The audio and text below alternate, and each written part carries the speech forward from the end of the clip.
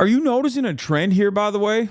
Because, like, it kind of feels like I can't tell if Leisha's talking about Adolf Hitler and the rise of fascism in Germany, or if she's talking about contemporary American Republican Party sentiment that gets thrown around. Leeja Miller made a video on Trump being a fascist. Let's take a look. Floating island of garbage in the middle of the ocean right now.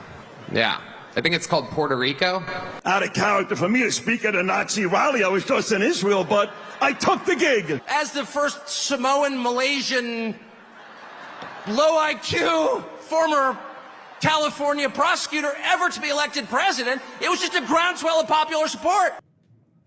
One more week, y'all. We can do this. Yesterday, Trump held a rally at Madison Square Garden in New York. And honestly, I find reporting on rallies lately to be really boring because, like, yes, Trump said some batty things, and then Kamala called him a fascist. Great. That's frankly no longer particularly newsworthy. But last night's rally was a bit different, just in the level of racist, bigoted, hateful vitriol, which was turned up to 11. Frankly, Trump is feeling the heat because Kamala is out fundraising him, and she's pulling ahead of him in many polls. So he's leaning into what he does best, saying incendiary things in the hopes that his base will be angry enough to show up in droves on election day. And if there aren't enough for him to win, they'll be angry enough to believe the election stealing lies afterwards and maybe succeed in their coup this time. And this hateful xenophobic rhetoric, combined with his connections to Project 2025 and his calls for mass deportations and attacking the enemy from within. I think the bigger problem are the people from within. We have some very bad people. We have some sick. New York Times reporting the Free Gaza thing, but they're speculating it could be the divert blame.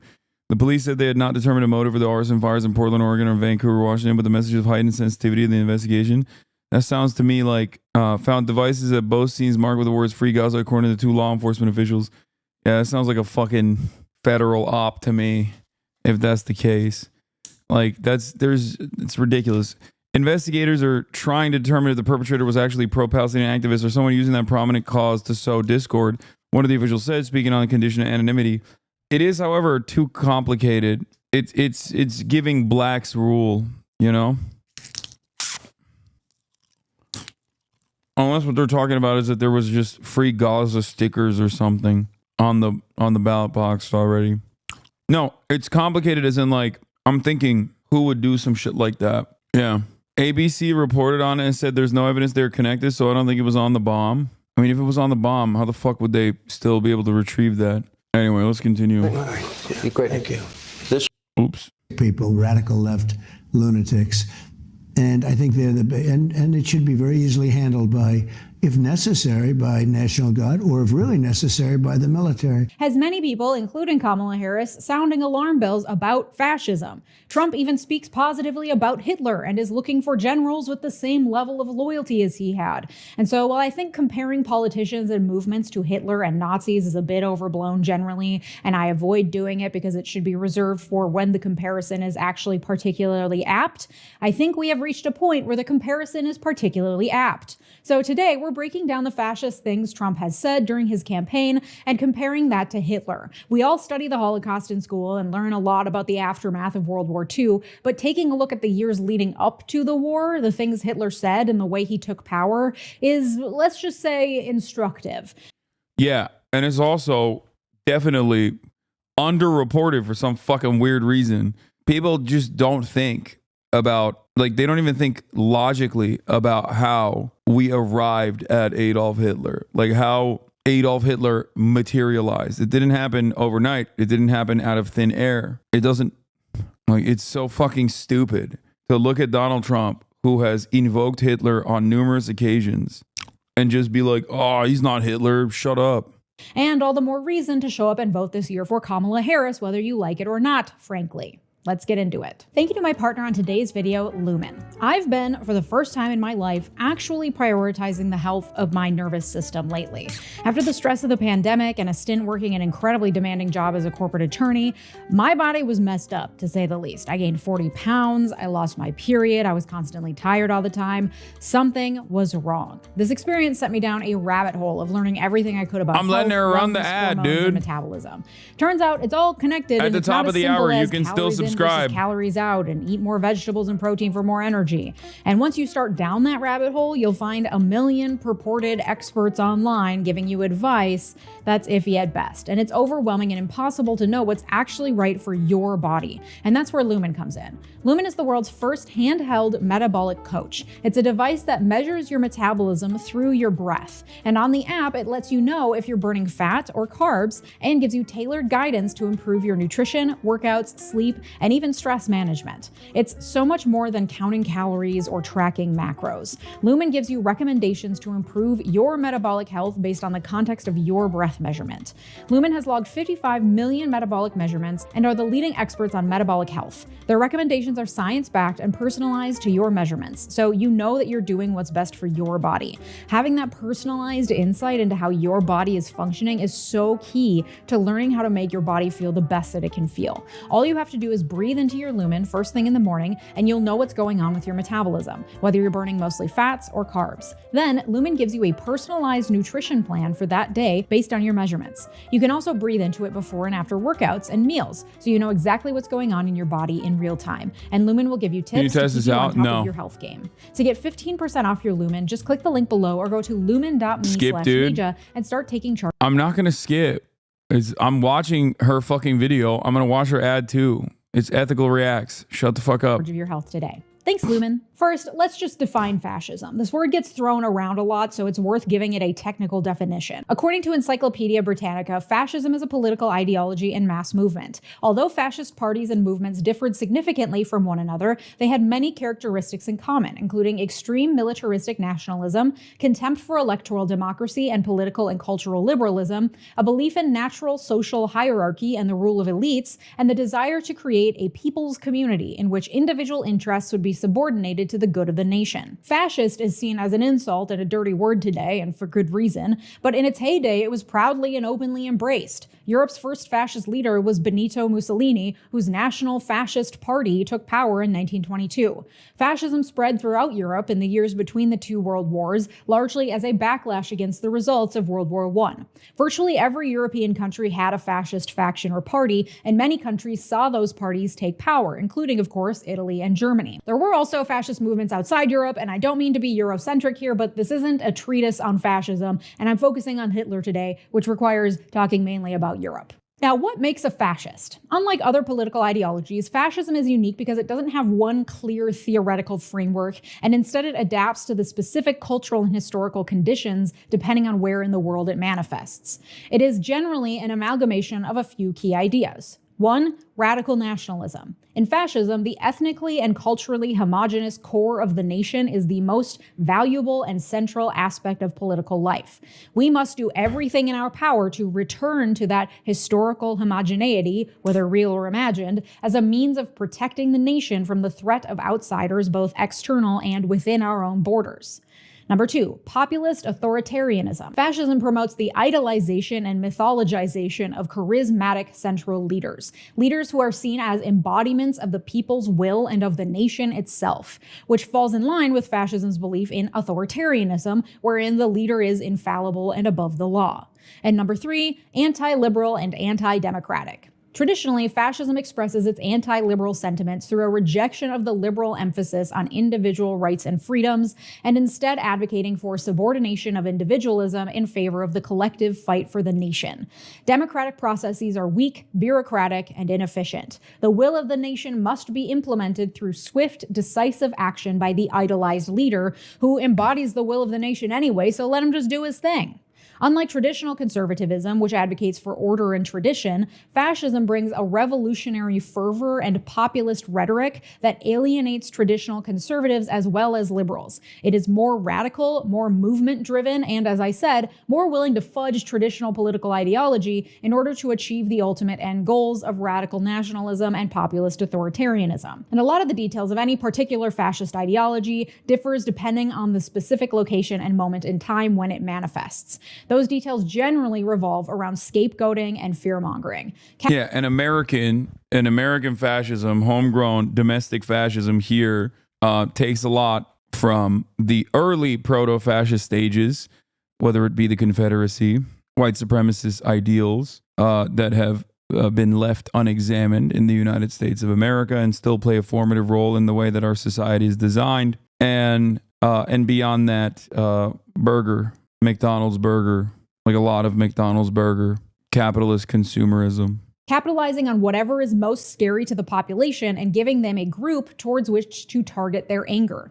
In Italy and Germany, the fascist parties capitalized on the anger and fear of war veterans, the middle class, and other segments of society who felt alienated and threatened by societal and economic change. And socialists, who were violent, godless revolutionaries intent on dissolving the traditional way of life, like the Bolsheviks in Russia, as well as Jews, who were allegedly involved in, the massive plot to control banks in the world through an underground network, etc. Yeah, also, just remember that socialism in the way that the Nazis examined it was a second Jewish religion. That's the way they treated it, at least. Now, obviously, the real goal was to eviscerate any matter of socialization that was occurring. And a really good way to do that was by dehumanizing Jewish people and then, playing the role of, Jews are responsible for this, or vice versa. Yeah, Judeo-Bolshevism. etc. This trope has been around for a very long time.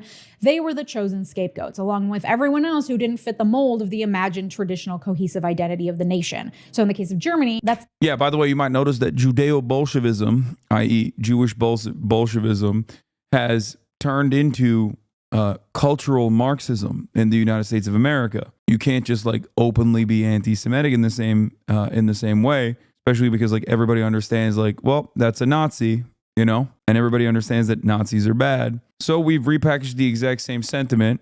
We just say that I guess the responsible parties are directly the George Soros types. Some powerful Jews are doing unrestricted immigration from the third world in an effort to destabilize the first world, in an effort to destabilize the supreme Western civilization and all of its offerings.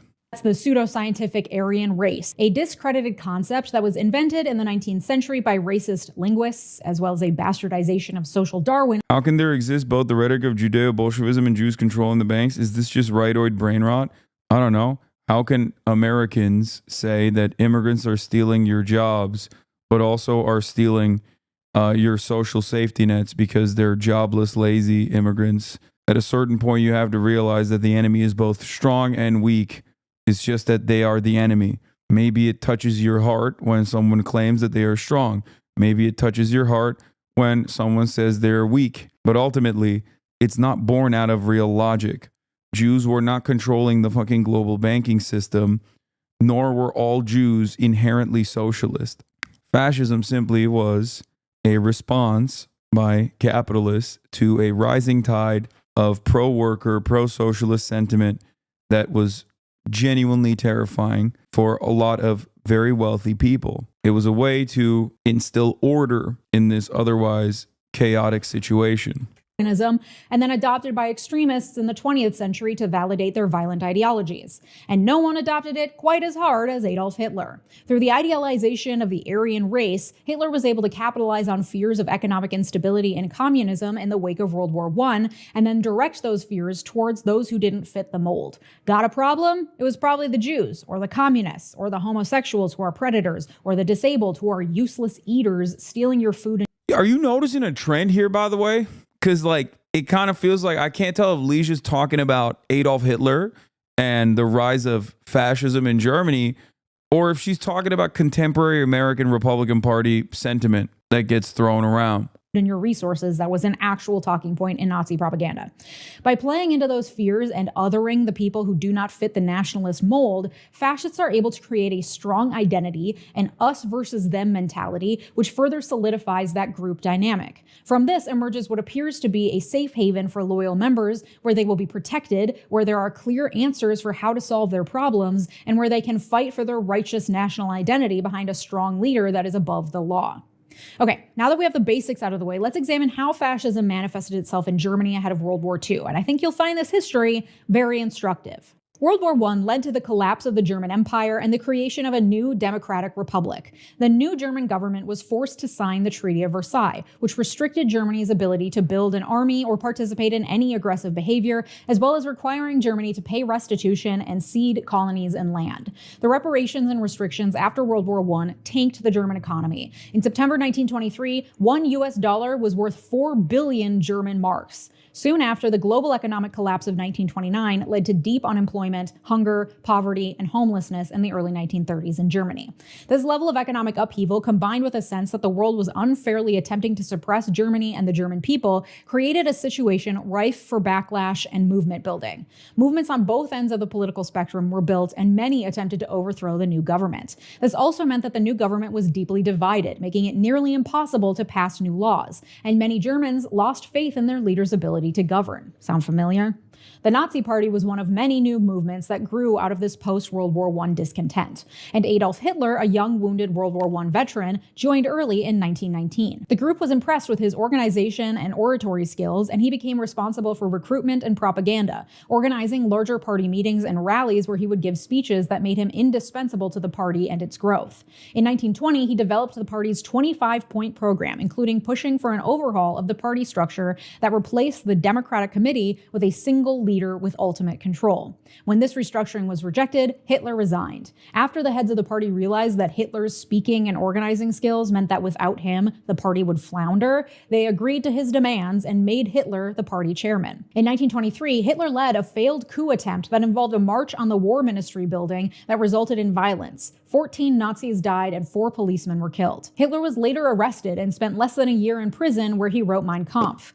After this failed coup, Hitler realized it would be more effective for him to take over Germany through electoral means by winning democratic support for his party and getting elected to power. So he got organized. He divided the country into regions, which each had a designated leader, then subsections of those regions, which each had a designated leader, and then even smaller sections inside those subsections, also with designated leaders, and each leader answered to the section leader above them, who ultimately answered to Hitler.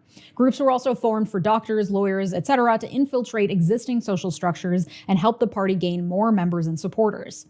Hitler also established a new leader for the SA, the paramilitary arm of the Nazi Party. Initially, this paramilitary was a militia made up of ex-World War I soldiers and unemployed men who were disorderly and had free reign over their activities. To give this militia an air of legitimacy, Hitler appointed a strict leader to give the SA a more defined role. The SS was a small subdivision of the SA, originally meant to act as Hitler's bodyguards. The SS was significantly expanded in 1929 when Hitler put Heinrich Himmler in charge, who would lead the SS to police the entire Third Reich. These SS members were chosen based on their racial purity, blind obedience, and fanatical loyalty to Hitler. The more loyal you could prove yourself, the higher up the ranks you'd go. Sound familiar? As the military arms of the Nazi Party grew, so too did the propaganda wing. Joseph Goebbels used simple, effective communication through modern media like films and radio, combined with traditional campaigning tools like posters and newspapers. The propaganda played into Germans' fears during uncertain and unstable times. These included instilling fear of unemployment in the working class, portrayals of ideals of family and the role of women as mothers, and scapegoating Jews and communists as a source of most of their economic and personal woes. Through this propaganda, Goebbels built an image of Hitler as the strong, stable leader Germany needed to become a great power again. Goebbels was so effective and loyal that he was appointed Minister of Propaganda in 1933. The economic unrest during the Great Depression led to numerous leadership turnovers at the head of the German government, and the success of Nazi propaganda in obtaining popular support for Hitler and the Nazi movement was evident in the growing success in the elections. In 1928, the Nazi Party won just 2.6% of the vote, getting just 12 seats in the German parliament. 2 years later, in 1930, they won 18%, and 2 years after that, in 1932, Hitler ran for president, losing, but with 36.8% of the vote. This turned Hitler... Very important to understand, like, what the inception of this movement in such a short period of time, how much popularity they were able to cultivate. There's definitely not only a parallel here for Donald Trump, but also for the Reform Party, or AfD, in Germany, or the Nationalist Party in France. Very, very important to recognize, okay? Now, that process might come across as accelerated in a place like the United States of America because we don't have a parliamentary structure. We don't have like a multi-party system. We have a duopoly. So Donald Trump, being a billionaire, was able to completely take over, overtake the one major party in our duopoly and rebuild it in his own image. From leader of a radical paramilitary organization in the early 1920s to credible politician in the early 1930s. The 1932 parliamentary election gave Nazis 230 seats, with 37% of the vote, becoming the largest party in the German parliament, just 4 years after only winning 2.6%. Hitler, as leader of the largest party in parliament, was named Chancellor of Germany, sworn in on January 30th, 1933. As Hitler's chances of being elected president dwindled in 1932, remember he lost with 36% of the vote, a group of conservative elites, members of the ruling class and new industrialist business class met secretly to back Hitler as chancellor. Among the This is very important to understand. Sound familiar? You got some tech CEOs getting together and going, hey, we got our guy in there, Peter Thiel's own blood boy, J.D. Vance. We're kind of on board with that. Don't you think? Yeah, they were liberals, by the way. Not every single one of them was like ideologically committed, you know? Group were political leaders and the son of the current president, along with important wealthy industrialists. Their support was vital to Hitler eventually being named chancellor by Germany's president. The idea being that they needed a strong authoritarian power in place to protect their power and money, and they saw their opportunity in Hitler. Sound familiar? But at this point, the Nazis were just one party in a three-party coalition government alongside a non-Nazi president. In an attempt to consolidate more power, Hitler called for another election in 1933 and went on a propaganda blitz to try to win as many more parliamentary seats as possible. But then in February 1933, the German parliament building was suddenly set ablaze, burning to the ground and instilling panic in the public over the potential terror attack. A young Dutch communist was arrested for the crime, playing into the Nazi party's scapegoating of communists and amplifying their fear-mongering propaganda. 4,000 communists were subsequently imprisoned as a result. The day after the fire, the president of Germany signed the emergency decree for the protection of the German people. Through this presidential decree, Hitler got emergency powers. The decree suspended basic personal freedoms like the freedom of speech, the right to own property, and the right to trial before imprisonment. This gave Nazis a legal and legitimized basis to persecute and oppress opponents as traitors to the Republic, because people could be imprisoned for no reason. The Communist Party and its democratically elected parliament members were banned from parliament. The elections went forward as planned. In March, now under the fear of potential political persecution, many people feared for their safety in casting their ballots. The Nazi Party won 43% of the vote, an increase of nearly 10% over the election held just 6 months before. 2 weeks after the election, Hitler proposed a law to parliament that would give him the power to rule by decree, meaning he could just issue a decree and it would become law, as opposed to proposing laws to parliament for approval. The terror and fear that was still very palpable after the attack on parliament 1 month before, combined with the support of political elites, gave Hitler's otherwise bat-crazy proposal that air of legitimacy it needed. Hitler won over the... That's what happens when you have wealthy people on your side. And you also, ironically, on the one hand, are calling the press the lying press, also known as fake news, while simultaneously there's an impact of normalization that's coming from those in positions of power that are saying, no, this guy's not that bad. Come on now. Like, let's say there is like a billionaire owner of a newspaper or something. Now, I don't want to talk too much shit because he's my boss too, but just something to consider. Maybe there's a billionaire owner of a social media platform, for example, who's in the tank for this kind of Hitlerian figure. No, I'm not talking about Ford, even though Elon Musk is American Henry Ford. Why would the capital class align with fascists in America, though? There is no powerful communist to terrorize them, like liberalism seems kinder to everyone. Oh my God, dude. Do you really think that it's the communism that is responsible for the rise of Nazism in Germany? That's what you're saying? That's your takeaway from this? It's those dang commies, those dang Jewish commies that fucking forced the Nazis' hand or forced the liberals into aligning with the Nazis? Centrist party. Henry Ford is American Henry Ford. Yeah, I mean, Henry Ford was also a Nazi sympathizer, very openly. That's why I'm saying Elon Musk is modern day Henry Ford, but I use that as a pejorative. It is Neek Skit, the person that I'm responding to. Party by promising to protect the interests of the Catholic Church, and with the communist parliament members banned from attending and the newly and illegitimately elected Nazi members of parliament, Hitler was able to get the parliament to pass his enabling law 444 to 94. Again, lending an air of legitimacy to what was an absolutely anti-democratic power grab. That same month, March 1933, the Nazis opened Dachau, their first concentration camp, to house and murder their political opponents. In the years that followed, Hitler continued his work to appear moderate while slowly taking over through nominally democratic means, lending to the illusion of stability and democracy. Tension between the SA, remember that paramilitary group, and Nazi leadership grew as the SA wanted to engage in more overt revolutionary activities, and Hitler had Himmler and others in his ear, making him fearful of a potential SA coup. This led to the Night of the Long Knives in June 1934, in which most of the SA leadership, as well as other political opponents, were arrested and murdered without trial. Goebbels, the propaganda leader of the party, created media coverage that presented the attack as a preventative measure in response to a planned coup on the government. Since the SA were seen by the public as being unruly and violent, many saw the attack as a legitimate move by the government to ensure public order.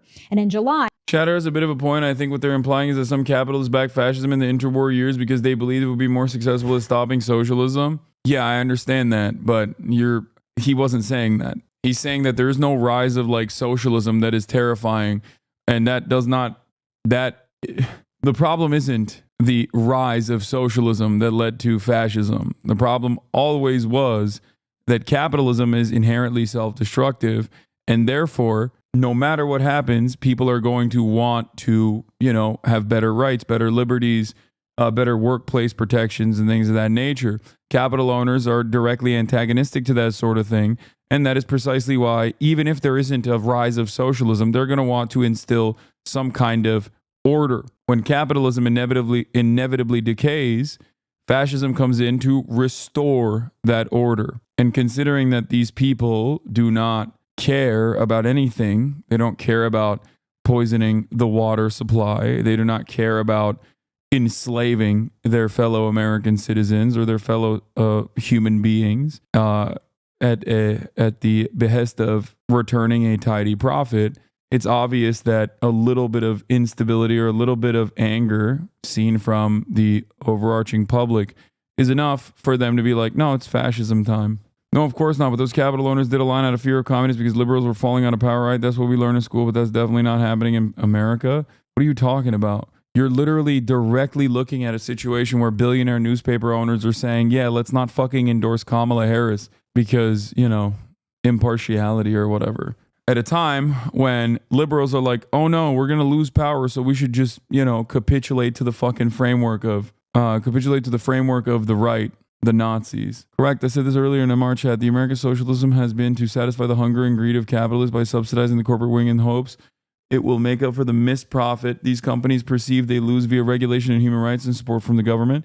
They've become so greedy at this point they cannot be satiated by corporate socialism. This is simply inevitable greed. The parliament retrospectively passed a bill legalizing the purge as an emergency defense measure. Again, more legal legitimacy. Outside of the military, from 1933 to 1934, the Nazi Party systematically took control of all aspects of Germany, all through what were considered legal and democratic means because of Hitler's decree powers given to him democratically by parliament. He issued the Act for the Restoration of the Professional Civil Service, removing anyone of non-Aryan descent from civil service, including the removal of any judges that were deemed non-compliant with Nazi law or principles. The Nazis replaced the Supreme Court with the People's Court, on which sat judges chosen specifically for their Nazi beliefs. Goebbels was put in charge of controlling the national media, arts, and culture, ensuring they all advocated for Nazi ideas. Then, in August 1934, the president of Germany, the final check on Hitler's power, died. Shortly after, Hitler announced that the offices of the chancellor and the president would be combined to create one consolidated leader, and that Hitler himself would occupy the role. To once again lend an air of democratic legitimacy to this proclamation, a vote was held for German people to decide whether or not they approved of the merging of the offices and Hitler's new role as Führer. According to official reports, 95% of the population voted and 90% voted in favor of Hitler. A reminder that there was a lot of political persecution and threats happening at this time.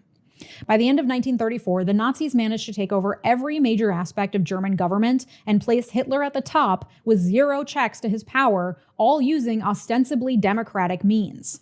From there, Germany exhibited increasingly antagonistic behavior internationally, leading to the annexation in 1938 of Austria and of the northern part of Czechoslovakia that the Germans lost after World War I, and finally the invasion of Poland in 1939, which started World War II.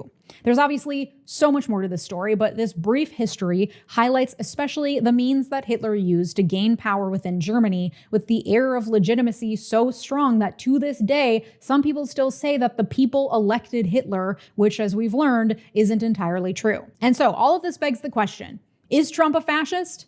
Well, I hope based on all of the information I've just shared, it's a pretty clear and resounding yes from you, but let me just connect the dots so it's extra abundantly clear. Let's take the core aspects of fascism in turn. 1. Radical nationalism. Check. Trump's Make America Great Again slogan imagines a made-up past as a vision for a utopian future. And central to that is a shared American identity. What that identity is depends on which group you're asking, but generally that's going to be white, Christian, heterosexual family units. This is made clear by the work Trump and his followers do to attack anyone who doesn't follow that mold. Immigrants, Muslims, trans folks, Black single mothers, anyone who doesn't fit the mold is open for ridicule, with the end goal being a return to this imagined shared identity.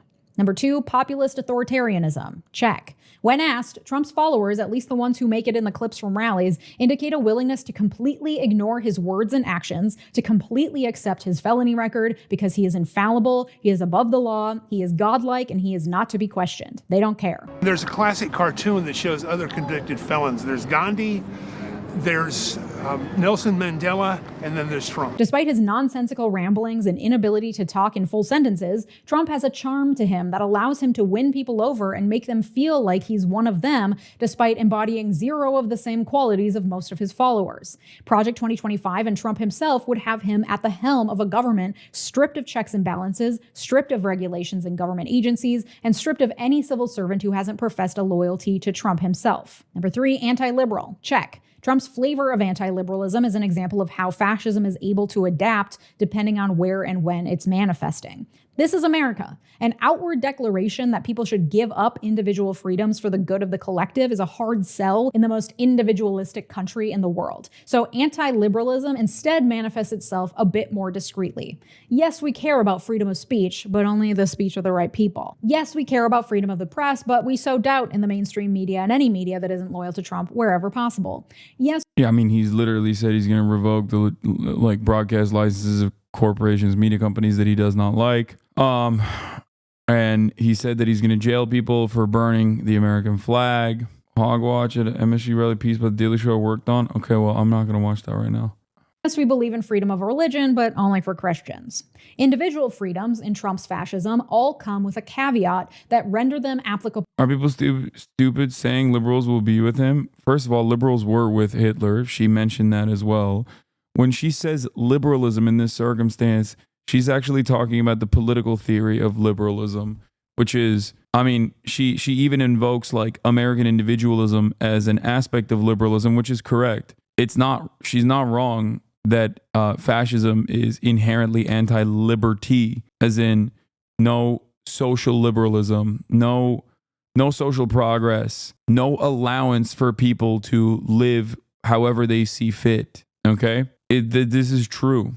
It is a massive aspect. What do you think we're talking about when we talk about abortion bans? Abortion bans are directly a way to target the freedom that women have to make their own choices. It's a way to rip away bodily autonomy from women. Same with anti-gay, anti-trans policies, which, by the way, the Nazis were super on board with as well, for the record, just if you don't know. Like, if you were to not describe the Nazi movement in its conquest and its rise to power, and just not name them Nazis and explain to the average Republican the things that they did without openly mentioning that they were Nazis that did it, the average Republican would be on board with it. It's bar for bar what the Republican Party is trying to do. Yeah, the first book burning ever was trans medical documentation. Hitler also outlawed abortion for white folk, Kaya, because he had concerns about he had demographic concerns for the white Volk German population. Didn't the left literally burn books? What? I have no idea what you're talking about. We're talking about the Nazis burning trans books, like books about trans medicine. Only to the group of people who fit into the aforementioned made-up traditional identity of the nation. And number 4, anti-democratic, also check. You hear it in the dog whistles that have been adopted by his followers. We're not a democracy, we're a republic. You see it in Project 2025 and in Trump's own professed plans. Fire civil servants who aren't loyal, replace judges with loyalists, get rid of the administrative state in favor of a concentration of power in the hands of the president who can act swiftly and decisively without the inconvenience of regulations, unchecked by other branches or by the will of the people. And when Trump says he wants generals as loyal to him as Hitler had, that is coming from a place of having studied how Hitler did what he did. Studied may be too strong of a word, as I'm not convinced Trump can read words really good, but he surrounds himself with people who can. Like Hitler, Trump has capitalized on the fears of his base: astronomical economic inequality, racial animosity, changing societal norms. Like Hitler, Trump has chosen a handful of scapegoats that can be blamed for everything without needing any actual evidence to back it up. Can't find housing? Immigrants took it. Can't find a job? Immigrants took it. Feeling unsafe? Probably the immigrants, or the blacks, or the black immigrants. They're eating the pets. Why would liberals be on the side of fascists? I understand it happened during the Nazi regime, but isn't it seem the locked up people? Would you kind of not want to push that away? I don't know. There's plenty of fucking like 2-time Barack Obama voters that swung wildly in the direction of Donald Trump. There's plenty of people who got their brain broken from COVID and then voted for Donald Trump and now are a shell of what they once were. Jeff Bezos and numerous other billionaires that you would have probably considered liberals, who were anti-Trump liberals, as a matter of fact, Silicon Valley tech CEOs, are now deep in the pocket of Donald Trump. For a lot of people, they do not care about anything but their bottom line. And if fascism seems like an adequate alternative that will restore your, or will fight for your profit margins, then for them, it's a simple calculation. When Bernie Sanders was seemingly going to win the Democratic primaries, there were a lot of think pieces written about how people would rather vote for Trump than Bernie Sanders by people who were seemingly liberals. People who were like, I've voted for the Democrats my whole life. But Bernie Sanders is far too radical for me. Why? Because he wanted to do fucking universal health care. A lot of people want the preservation of order.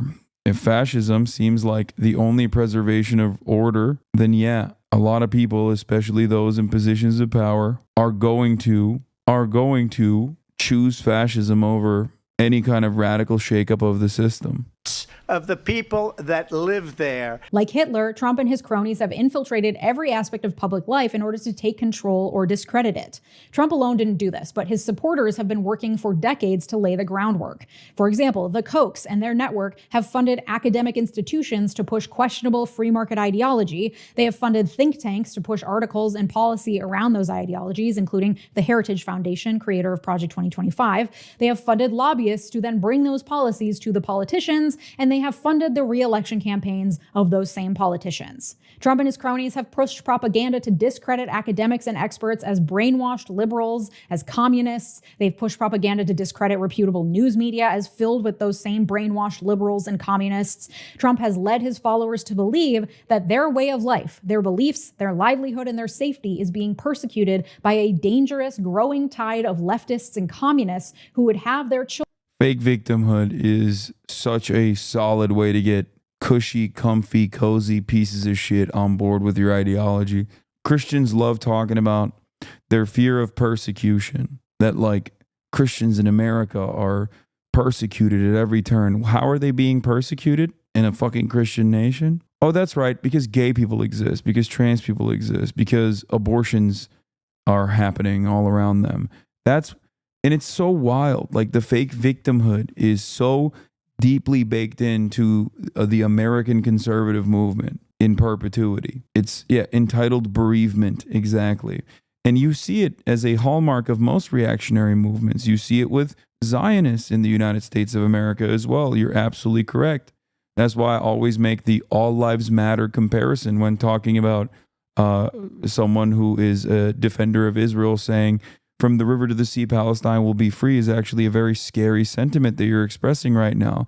It's no different than the very same reactionary sentiment expressed towards Black Lives Matter, which was met with fear from anti-Black people that turn around and say, well, you're saying Black Lives Matter. Well, how about all lives matter? How about white lives matter? It's very fearful to me that you're saying Black Lives Matter. Those who are in defense of oppression will always look at emancipatory slogans as a dangerous prospect for their future, because they want the maintenance of that oppression to continue. And changing that dynamic is akin to death for them. We look at that with our perspective and see it for what it is. It's entitled bereavement, as you correctly pointed out. You know, people want to defend the status quo. If the status quo changes, oh my God, we'll die. And the scariest part of all of this is that there's not really a lot of, there is not really a lot of motion in addressing any of these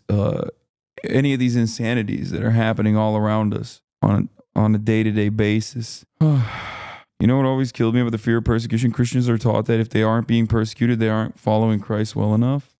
Children turn trans and pee in litter boxes, give their jobs to immigrants, get rid of all measures of public safety, and suppress their First and Second Amendment rights. Conveniently, danger is closing in from all sides, and the perpetrators are the very people who don't fall in line for Trump. And all of this is cloaked under a false sense of legitimacy because he was elected fair and square once. Fair and square, however, is arguable because he lost the popular vote and voter suppression is very real, but technically he won. And now that he's held power legitimately once, he's willing to use whatever tools necessary while attempting to appear moderate and to be operating within the confines of the law, just like Hitler did, to maintain and consolidate that power. And through populism, propaganda, and fear-mongering, he's managed to convince his followers that it's in their best interest to elect him when it's not. All the while, he's backed by today's version of wealthy industrialists who believe that with him in the White House, their money and power will go untouched and unchallenged. And on the similarities go. Trump is a fascist. If he wins next week, there will be far fewer checks on his power than there were the first time, thanks to the damage he did during his first administration. It is only through a decisive victory that we can hopefully definitively shut down Trump's power, as well as his challenges to the election results after the fact. But hope is not lost. You do not need a time machine to go back and kill Hitler. You can do your part now to vote against fascism in our own era. Go to iwillvote.com to check your registration and set up a voting plan. If you haven't voted already, do you have a plan to vote? Comment it below. It helps to actually write it down. I will be voting on election day because I love being in the action on the day of. So I will walk to my polling place after breakfast on November 5th, and I will cast my vote for Kamala Harris. Is she advocating for the progressive policies I want? Hell no. But she's not fucking Hitler, so she's got my vote. If you want ad-free and uncensored versions of these videos, join me over on Patreon. Anyway, not to be negative, but we're kind of doomed. I mean, whichever way you cut it, things are not looking good.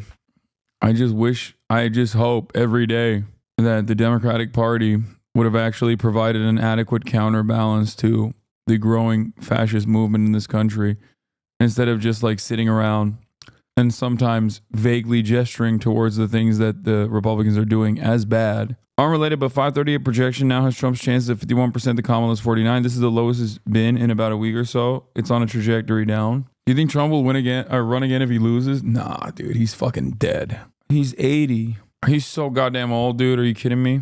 Ain't no fucking way, big dog. Trump actually said he's not even close to 80, so you're wrong. Isn't he literally 79? He's 78?